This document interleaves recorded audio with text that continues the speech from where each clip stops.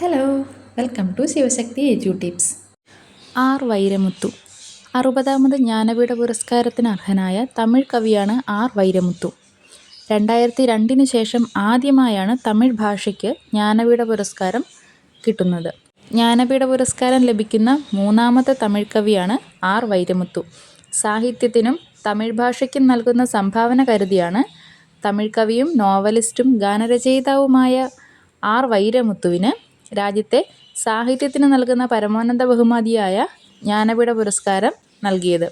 11 ലക്ഷം രൂപയും വാഗ്ദേവതയുടെ ശില്പവും ഫലകവും അടങ്ങുന്നതാണ് പുരസ്കാരം.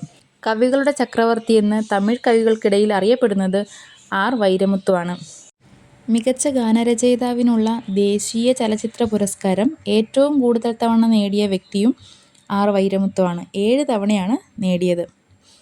കേന്ദ്ര സാഹിത്യ അക്കാദമി അവാർഡ് 2023 കള്ളിക്കാട്ട് ഇതിഹാസം എന്ന നോവലിന് ലഭിച്ചു.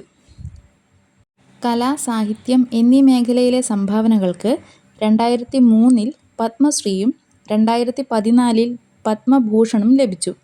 1980 ഭാരതിരാജ സംവിധാനം ചെയ്ത നിഴൽകൾ എന്ന ചിത്രത്തിലൂടെ സിനിമാഗാന രംഗത്ത് എത്തി.